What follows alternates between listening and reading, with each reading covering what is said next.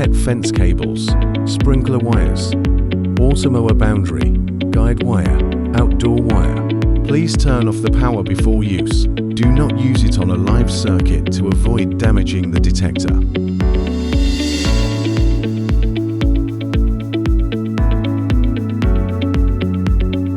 Red line of transmitter clips the cable to be detected. Black line clamps a ground stake made of metal rod and inserts it into the earth. Turn on the transmitter and receiver. Turn up the receiver volume.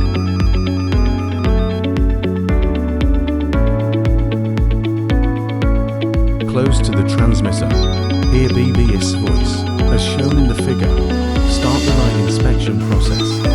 When the probe on the receiver detects the line under test, a BB sound signal will be issued. If the surrounding environment is noisy, headphones can be worn to prevent distractions. Adjust volume as needed. You can also judge the distance according to the screen display of the receiver. When the audible signal from the receiver probe stops, there is an open or short in the cable at that location to determine the location of the breakpoint.